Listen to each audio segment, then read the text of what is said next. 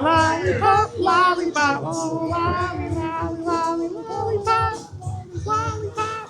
How you doing, everybody? We are here at the Lollipop Shop with Elizabeth, one of the owners. You want to say hi to the people, Elizabeth? Hello. So you have had this shop for how long? We purchased it 3 years ago, but opened for about 2.5. Okay. Yeah. But now, what's the vibe like here? You know, it's all over the place, to be honest. Like, we've gone through so many different iterations of this business. You know, we've had different business partners be part of it, come and go, different, kitchen programs. What I love is that it just keeps getting better and better. Just more and more, diverse programming that is like, as we get more well known, comes to us, and like we don't have to go find it, and like, there's stuff that I'm not super well versed in. Like, I don't have a huge, I come from like a live music background, so I don't know the DJ world very well. But now I'm like all part of this, like, house music scene and like all this stuff, and like it's really fun getting to know like all the different communities and whatnot. You have a very diverse drink menu here. What would you recommend? What's your favorite? Oh man, I just have my go-to. My go-to is just like an Altos tequila, soda, splash of grapefruit. It's clean, not super sweet, not a terrible hangover, and like does the job. So you have this event actually coming up on April 3rd called the Thesis. How long have you been working with them? Ooh, that's a good question. They joined us last year. They were looking for a new home, and my business partner Brian worked with them at their previous venue for a number of years. So when they were shopping around, they talked to Brian, and it was just the right fit. So I want to say that they started maybe last autumn, but it might have been summer. Now, if there's one thing that sets your shop apart from any of the other ones around town, what would you say that is? I do think that a lot of it has to do with how much we support local artists. We get a lot of really amazing touring artists through it too. But, we really try to treat artists well and pay them as much as we can. We'll keep our doors open still. And, in a couple weeks, actually, I'll be the only owner. I'll be sole owner of Lollipop. And so we'll be 100% woman-owned, which, I'm really, really proud of that. I've been in the music industry for like 15 years, DIY, carved my own path. And it's been very difficult, but also the best. And I don't know if there's another room or venue in Portland that is of this size and that's 100% woman-owned. I know women partners, but not completely. So it's really exciting, and so many questions. Okay, so you talked about supporting local art. I want to start there. Why do you feel like that's something that's important? Why do you guys do it? Why is that something that you emphasize so much? Our capacity is 200, and I was really adamant that was the size we would do when we opened the space, because it's my favorite size of a room. I think it's like an incubator size. It's a room that, it's not super small, you're not like a small dive bar where you start, it's a little bit more elevated than that. We have really great sound. We have professional engineers here every night. We have, a cocktail menu, things like that. But going back to the artist question, people need a spot to start kind of cutting their teeth at that level. They might not be ready to pack out Mississippi Studios or graduate to Wonder Ballroom.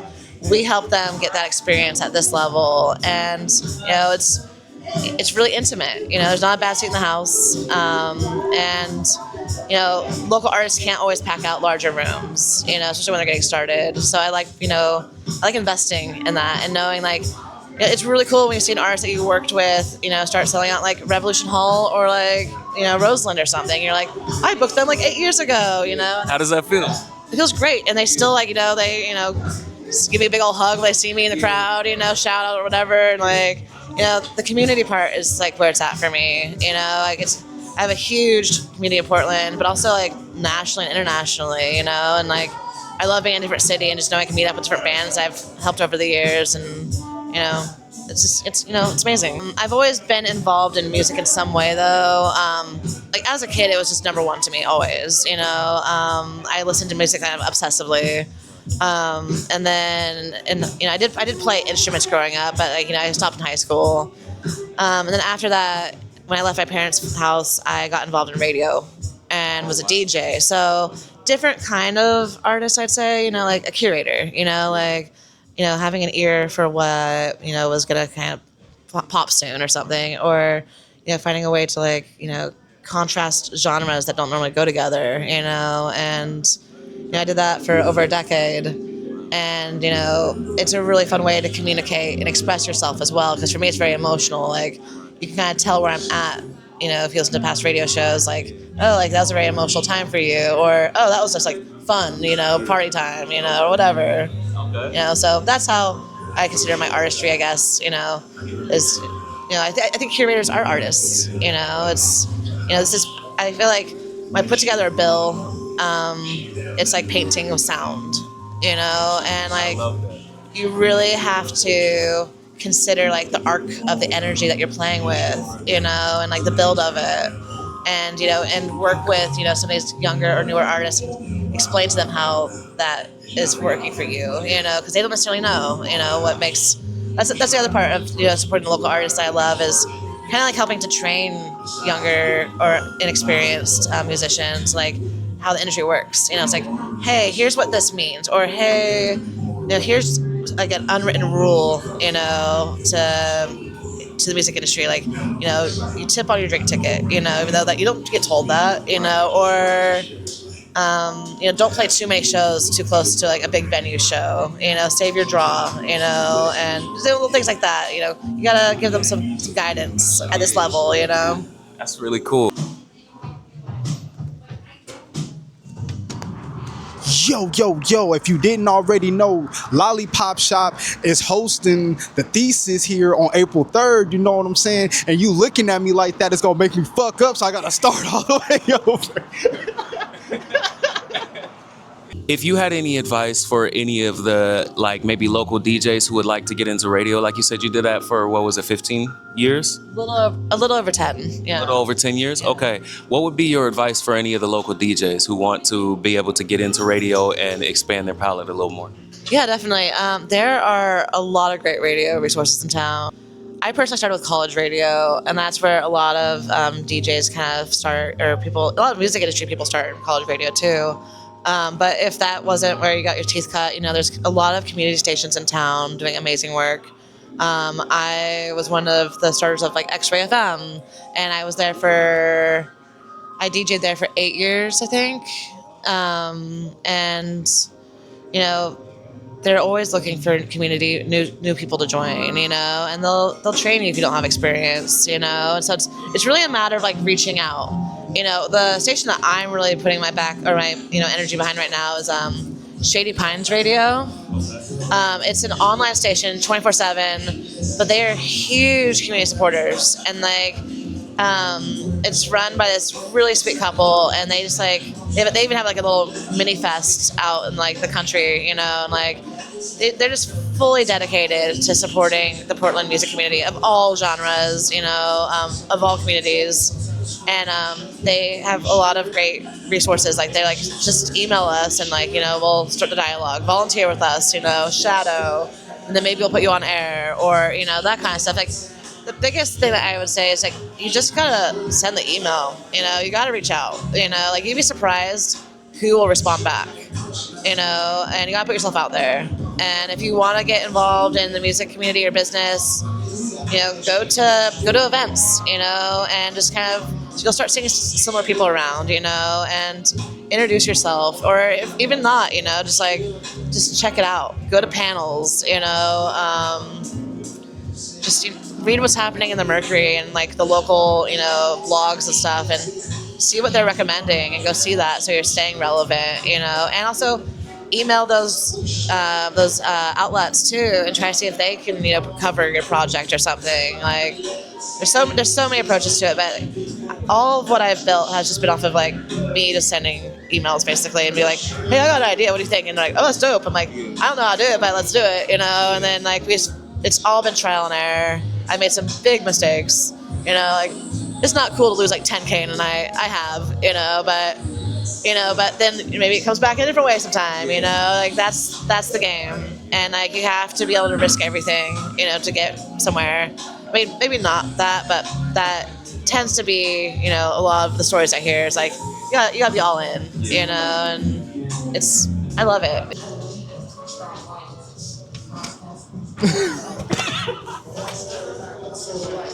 Would you be willing to tell us the story about how you got here, able to own this establishment, the only women-owned establishments at this size? How did you get here? I mean, you told us about your radio background. You told us about a little bit about like, being in college or high school playing instruments and whatnot. What was the journey like in order to get here? For anybody who like is looking to be where you're at, what was that journey like? Honestly, it's pretty wild. It's kind of its own like romantic success story. Like I said, I started in college radio. I went to Oregon State University, and I transferred I was going to school in Santa Cruz. I transferred there to get a geography degree. So by the third day here in Oregon, I met this woman. She's like, "Oh, you have really good taste in music. You should get volunteer at the campus radio station." I had no experience, didn't even know really what it entailed. But I walked in, and they hired me to do like a sales job, to get ads on air. And I was like, I don't know how to do this, but I could talk, and so I started going around to small businesses and knocking on doors and be like, do you want to support a small station, and people did. It wasn't being managed well with the resources the school had, and I'm very opinionated and very stubborn, and so, so flash forward 3 months later, and I'm managing the station, and I didn't know what that entailed, so I hopped in my car and I drove down the West Coast, and I toured a bunch of other radio stations that were like award-winning, and met with their teams. And luckily I think community radio is very supportive, so it's not as competitive as like commercial radio. So I would ask them for like their station manuals and stuff, and they would give it to me, because I wasn't trying to steal their business. They're in a different state, different whole thing. So then I read all that and then wrote this massive rebranding basically, and I'm like 20, and like next thing I know, I'm in New York, on panels, getting awards and stuff. I'm like, it was wild. Like here I am getting a geography degree on the side, and but I would just go to class, pass the test, and then go hang out on the station like all day, all night. And after college, I ended up getting a gig with OPB Music, and I moved into a band house in Portland. So the band that I lived with at the time was and this was 2012. And they just won like best new band in Portland or whatever from Willamette Week. And so they were just like super connected, and just like threw me to the deep end of like the industry here. So all my friends I were meeting were like phenomenal musicians, label owners, etc. So I kind of fell into backwards in that sense. I left OPB to be part of the opening crew for X-Ray FM. And I just wanted a little bit more independence, I love OPB, but it's a big entity, and it has a lot more corporate vibes to it. I wanted to do like DIY radio. We could build it. It's very Portland centric. That's why I want to do music radio, not just journalistic stuff. So I was with X-Ray, and then ended up leaving X-Ray, but as a position, like I was on staff there, but I remained as a DJ. And I started throwing house shows, just punk stuff, a lot of psych music. And it got to the point where my house became so popular that, agents were hitting me up saying, like, we want our touring artists to be here. And I was like, really? I was like, because 200 people will be at my house, and like, I'm like, and the cops are here again. And I'm like, I need to get above ground with this. I think I crossed the line. I had sponsors dropping off kegs, like the whole shebang, and I was like, one time I did a house show, and my house ended up on Bands in Town, and like 300 strangers showed up, and I was like begging them to get out of my house. I was like, this isn't public, this is homies only, like that was wild. And so then there was a venue that opened up around, I want to say like 2015-ish. I don't want to say the name of it because they were quite awful, but I was part of it. They had just opened, and I was just down the street from them doing these house shows, and they showed up one night, and they're like, there are more people at your house than at our bar. Like, do you want a job? And I was like, well, that would be tight, wouldn't it? I could make some money doing this, like, and like not have to deal with like, cop shit. Let's go. So I didn't know how to run a venue or any of that. Like, I just knew how to do pop-up parties. And so I hopped into that and worked for them for 5 years, and had, a lot of freedom, fortunately, due to their neglect of management, to do basically whatever I wanted. So I did, a lot of trial and error, and that's how I learned how to book. And one of the funniest things was the first show I think I threw there was a band called Mild High Club. They're quite big now. I think they do like Rev Hall or higher level, and their agent called me because they'd heard my name through the grapevine, and I was still doing the house show scene at that time. It's my first venue show, and he was like, I want you to do this show with this band. Like, you have a great reputation. It's up your alley. And he's like, what kind of guarantee can you offer? And I'm like, what kind of what? Like not even knowing anything. I'm like, what are these terms he's using? Like, what are these contracts that he's sending over? And he's like, well, like, we have, this guarantee in the market right now. Can you do that or better? And I was like, whatever they're offering, just, add $1 to it. That's my offer. And he's like, are you Price is writing this offer? And I was like, yeah, I am. I was like, now you can go to your client and say you took the best offer in the market. And it was really funny. I was like, God, what a cocky, like, 24-year-old or whatever. And I was paying the band out at the end, and I was thank God I made that at the door. I didn't know what I was going to do if I didn't. I was super broke, and I was like, and won. I settled with them, and they're like, this is the weirdest deal we've ever had, but you're rad. Yeah. And they still, like, people like that still hit me up, when they come to town, and so, that venue ended up closing for a lot of horrible reasons. And it was during the pandemic as well. And so, I was unemployed, kind of tossing around, super frustrated with my experience there. And I was like, what, fuck this. Like, that was such toxic industry stuff. There has to be a better way to do this, and, naively kind of just like, I'm going to go do it, and also, like, in the fact that, there aren't many women venue owners, I wanted that representation, because I think that it makes a difference, a huge one. And a lot of the approach, to it, like, I don't have, I didn't have a lot of money, I'm not some rich middle-aged dude, that can throw it around. I've hustled everything myself. Like, I, for years, paid artists out of my own food tips, from the restaurant gig I had, and, and people knew that, they saw it, and that's how my community built. It goes a long way. Yeah, exactly. It's mutual, and I care so much about the musician's experience, and trying to pay them literally as much as I possibly can, and because it's really hard, to make a living as a musician, especially with all the streaming stuff these days, and the cost of touring and all that. So, during the pandemic, I ended up in a lawsuit with that venue, and it was horrible. And it was like all over the press, and it was just like a really weird situation. And I was in like litigation for a year or something, and they were just, such terrible people that like I was just struggling massively. So I was like, I need an outlet for this, and I started taking classes from the Mercy Corps Women's Business Center on Zoom throughout the pandemic, and I was, applying for scholarships, and they are very like loose with those, fortunately. And so I was able to take these classes and write a business plan. And I approached my friends who owned Dig-A-Pony, and I was like, hey, y'all have like, Hey Love and all these other bars in town.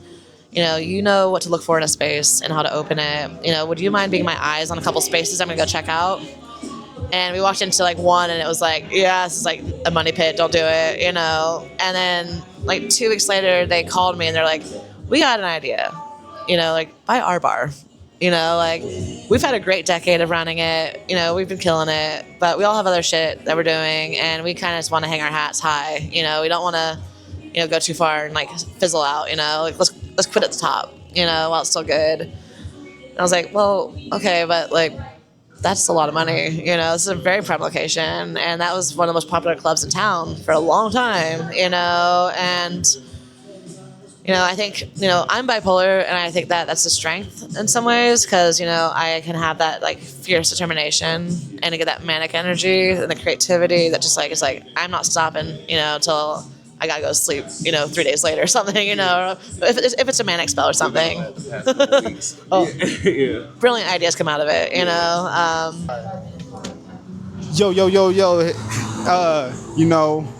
Lollipop Shoppe. So, Dig-A-Pony was like, we're on kind of a rush timeline though, we want to like kind of close the deal like within 3 months. And I was like, okay. And like, we're like talking prices and stuff. I was like, I have basically 2 months to raise how much money, so then I'm trying to learn how to like solicit investors, and I'm like, knocking on doors, trying to pitch this idea and like business plans, and do you know someone who's rich? Do you, and was able to piece together enough to get foot in the door.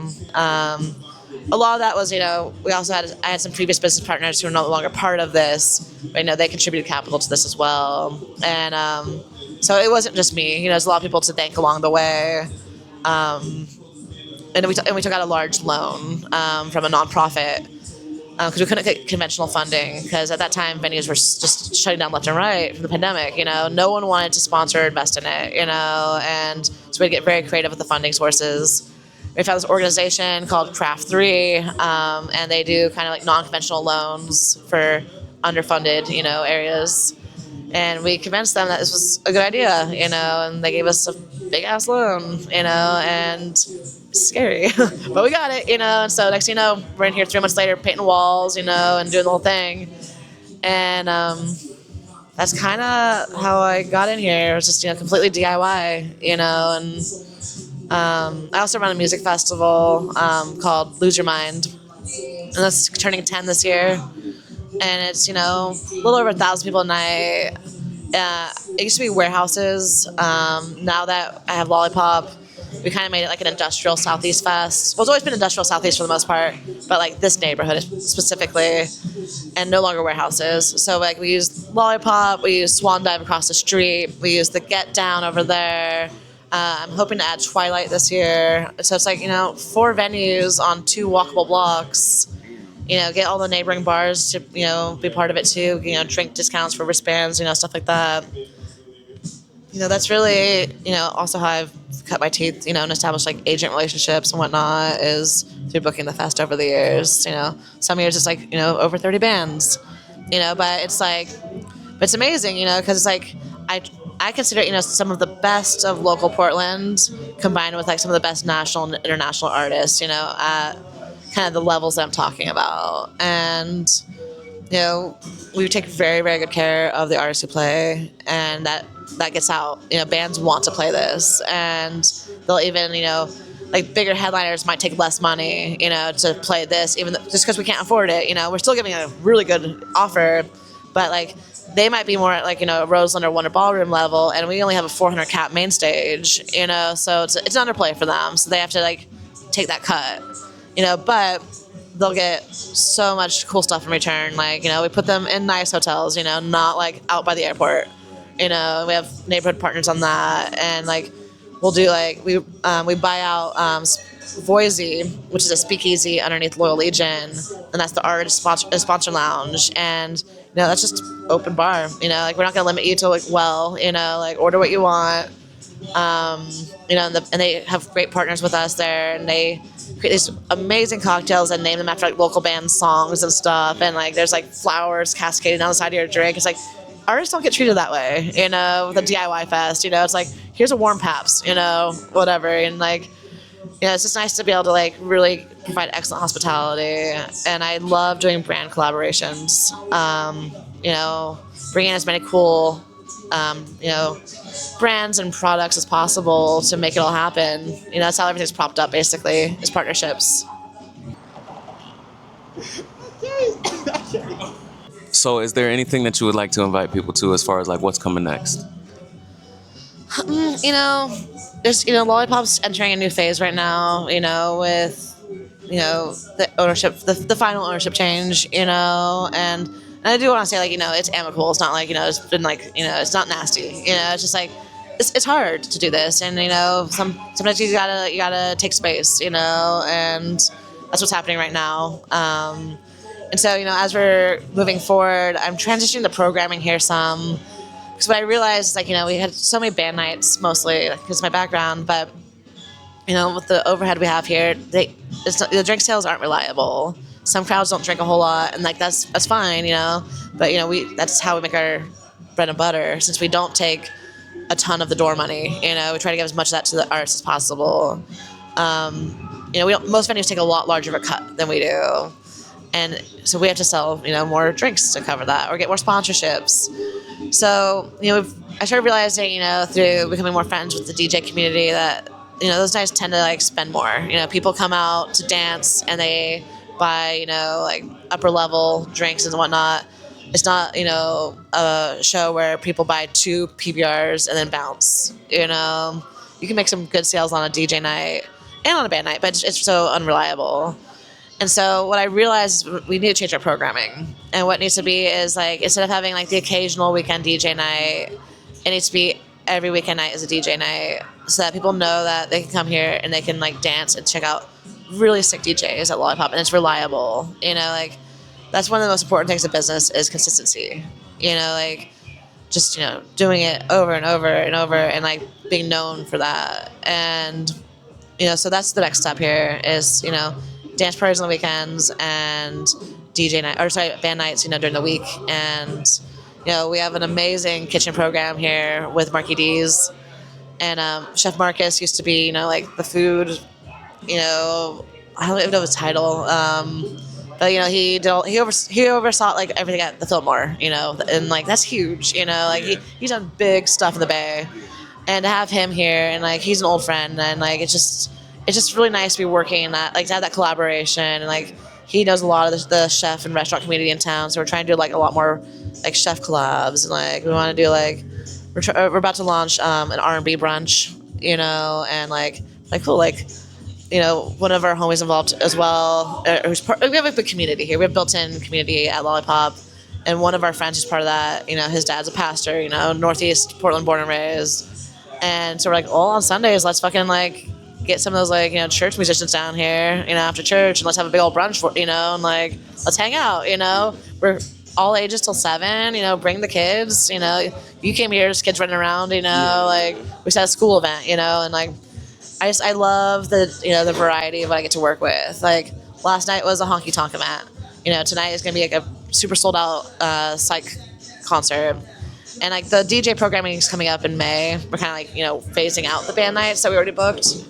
But we still have some like killer shows coming up, and I love it. I really do. Like I love that you can have like that punk night next to like the house music night, next to the hip hop night, next to the ambient whatever night. And I'm like, y'all are weird, but I love it. Like no one talked for 3 hours. And you only drink soda water, but we'll figure out how to make this work. like, and like I just want this to be a space for everything. And like what I've said since the beginning, like is like it might not necessarily be my thing. It doesn't have to be, but if it's good for what it is, I want it. It's like, with a few exceptions, there's stuff I just don't really enjoy, but like I won't go into that. But but like if it's really great X, Y, Z, like all right, let's figure it out. And if you don't know those corners, like yourself, like I can't know everything that's happening in Portland. Talk to the people who are like leading those communities and be like, hey, do you want to start throwing events here? Or, or just kind of check them out, see what they're doing. I'm like, I keep seeing this name. I'm gonna go check them out this concert and then say hi afterwards, and you gotta do that stuff, And I was doing all the booking up until a couple months ago, and it just was so hard, to be the owner and doing the marketing and doing all the band booking and all the production, and and I just got burnt out. And it's hard when the money's tight to hire people to help you, because I also believe that people should be compensated fairly. Like so it's how do you make that? Where's that balance? And I was able to bring some people on like very part time to start booking for me, and they come from different communities in town. And I'm like, okay, I can take a step back now, and now I can do more creative, day parties and focus on the bar program more, and do some more community relationship stuff, and there's a couple different kind of like neighborhood organizations that are in this industrial area, so I'm like starting to go to like their meetings and like have a voice in this neighborhood, which is changing, and has its own struggles. This is a tough part of town sometimes. There's a lot of houseless, a lot of drug use. We've seen some wild stuff. We have Narcan by the door. He's got to revive someone. Which has happened. And like training my staff to know what to do in that situation. Like, or how to not immediately bring cops in. What are the community resources for this neighborhood that can help someone in distress, who's having like a mental health crisis. And there's great programs for that, and make sure the staff is, trained and they know what to do in that situation and that they're safe as well. So, I really want to be part of, the energy that helps transform this neighborhood, the future of the PDX music scene. And, I don't know, like, I really love Portland, and, I won't be here forever probably, or maybe I will, I don't know. But, I would like to, make a difference and have it be long lasting, and You already are. You are so cool. I did not know when I asked if we could talk to you, all of this stuff was gonna come up. Like, I had no idea. Yeah. But yeah, you're just really cool. You're an inspiration for real. Like, I'm gonna watch this over probably like 12 times before it comes out. Thank you so much for talking to us, and thank you for all that you shared. Like, this was very informative for me. Like, I'm an artist, but like hearing your perspective as somebody who's doing radio, somebody who's now a venue host or a venue owner, like hearing your perspective and like the how you look at things, like it was very helpful for me, and I'm sure it'll be helpful for any of you guys. Just thank you so much. Did that just go off? Okay. All right. Anyway, I'm gonna cut that out. So thank you, Elizabeth. It was really great meeting you. Yeah. Lollipop Shoppe, man. April 3rd, come out. It's gonna be a dope event. The Thesis. Shout out Mac. Shout out Verbs. And we're gonna get out of here. You have just experienced a dope ass random conversation with R.O.S.Y. Thank you so much. Have a good one. Yo, y'all ain't heard? K Wayne is doing the Thesis April 3rd here at the Lollipop Shoppe. Be there or be square. Bitch.